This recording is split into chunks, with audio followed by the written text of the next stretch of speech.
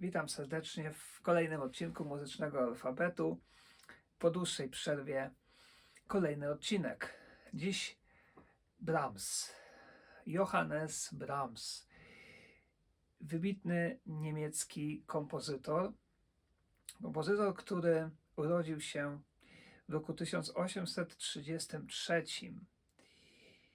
A więc odnieśmy to najpierw do życia Fryderyka Chopina.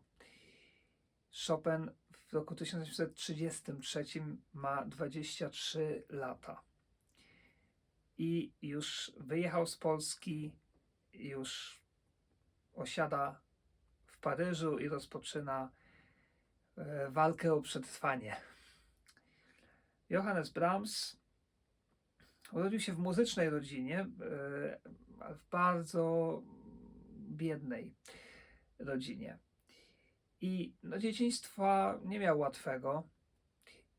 I jest takim kolejnym w historii muzyki przykładem na siłę charakteru i na to, że pasja wielka, talent i wykrystalizowany pomysł na swoje życie i na to, co chce się dać światu, oraz oczywiście wytrwałość, niezłomność i trochę szczęścia mogą dać nawet nieśmiertelność, tak można powiedzieć, no bo Brahms żyje i żył będzie tak długo, jak świat istnieje, bowiem jego muzyka zachwyca, porusza miliony ludzi na całym świecie. Brahms to jest bardzo ciekawy kompozytor, który być może jako jeden z nielicznych w historii muzyki nigdy nie napisał utworu i nie wydał dla pieniędzy. Tylko tak stricte na zamówienie dla pieniędzy. Czyli możemy być właściwie pewni tego, że każdy utwór, który jest napisany przez Brahmsa, wypływa z jego serca, z jego chęci i jest w jakiś sposób powiązany też z jego życiem. Choć oczywiście Brahms,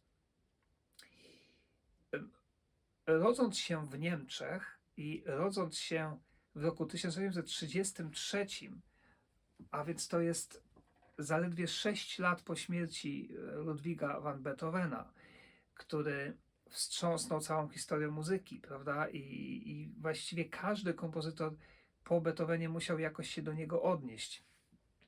Brahms w jakiś sposób został naznaczony następcą Beethovena i co ciekawe, nawet jego pierwsza symfonia,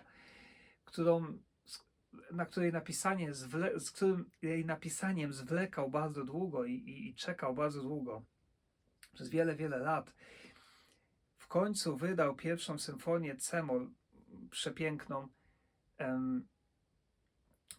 która została okrzyknięta 10. symfonią Beethovena. I nie da się oprzeć wrażeniu, że Brahms oddaje hołd Beethovenowi i w jakiś sposób nawet może akceptuje podświadomie to, że staje się jego muzycznym spadkobiercą, bo jeżeli posłuchacie sobie ostatniej części tej symfonii, to jest ona bardzo podobna do finału z 9. symfonii i tej słynnej, prawda? U Brahmsa brzmi to tak.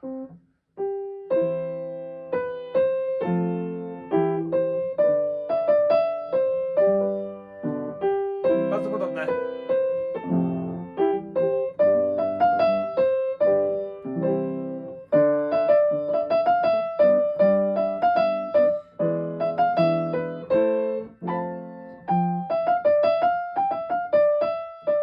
Gram to ze słuchu, więc oczywiście, no ale to polecam posłuchać. Kto zna, to zna. Bardzo podobne. Aczkolwiek oczywiście Johannes Brahms czuł się trochę przytłoczony tym, był świetnym pianistą, wybitnym. W młodym wieku również koncertował przez jakiś czas. Natomiast takim punktem zwrotnym w jego życiu było poznanie Roberta Schumana i jego żony Klary. Oboje, Robert i Klara, zachwycili się talentem młodego Brahmsa i postanowili promować go w Europie. I właściwie to głównie dzięki nim Brahms został prawdziwym Brahmsem. Brahms również pokochał Klarę, która była żoną Schumana, i ta miłość była do grobowej deski, jak to się mówi. Wprawdzie do końca nie wiemy i nigdy się nie dowiemy, czy coś było między nimi więcej niż przyjaźń, bo wiemy, że Klara też darzyła Brahmsa wielkim uczuciem, wielką przyjaźnią, ale była też wierna Schumanowi. Wiemy to z listów i towarzyszyła mu Schumanowi aż do śmierci. Po śmierci Brahms pomagał opiekować się jej dziećmi, bo miała ich bardzo dużo z Schumanem. I pisywali też dla siebie muzykę. Głównie Brahms dla Klary. Wymieniali listy, bardzo dużo listów. I taka ciekawostka, proszę sobie wyobrazić, że na kilka lat przed śmiercią, nie jestem dokładnie teraz pewny kiedy, ale to nie ma znaczenia. W każdym razie Brahms, już sędziwy, poprosił Klarę, żeby odesłała mu wszystkie listy, które on do niej pisał. Wyobraźcie sobie. Po czym ona spełniła jego prośbę i on wszystkie te listy spalił. Więc nie mamy tych listów i dlatego świat się nigdy nie dowie, co tam było. Dlaczego to zrobił? Może muzyka odpowie, bo dzisiaj z racji tego właśnie odcinka chciałbym zagrać utwór dla mnie bardzo szczególny. To jest taki pierwszy utwór Brahmsa, który grałem już jako taki świadomy pianista i w którym się zakochałem. Intermezzo op. 119 numer 1, w którym, jak się dowiedziałem, no już wtedy, kiedy to grałem, Brahms zawarł tajemny kod, który miał wspólnie z Klarą. Ona wiedziała od razu, że to o niej i dla niej. Kod takich opadających,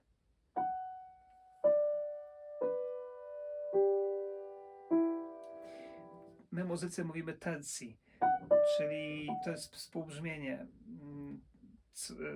3 dźwięków jakby obok siebie.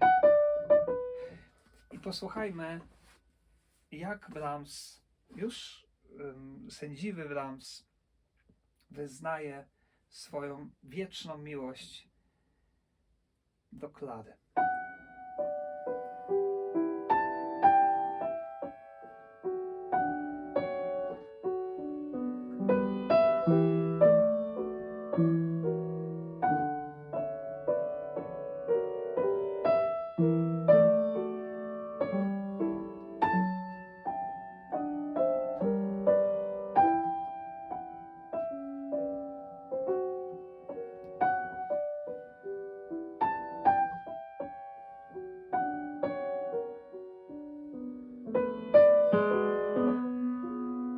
Dialog.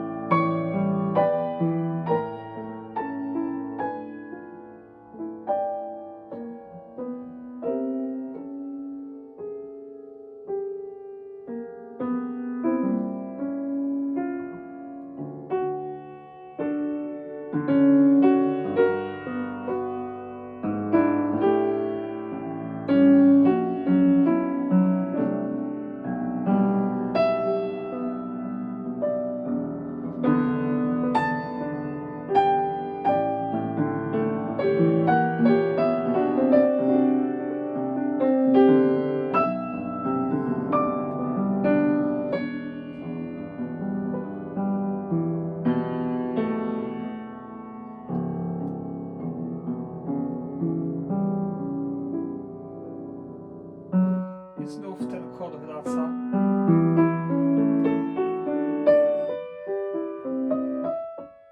I początek.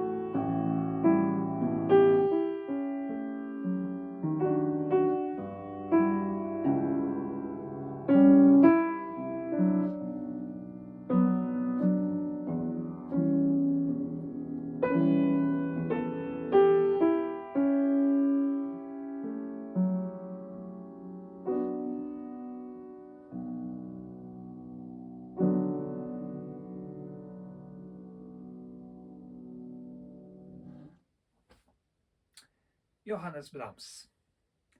Polecam bardzo i dziękuję za uwagę.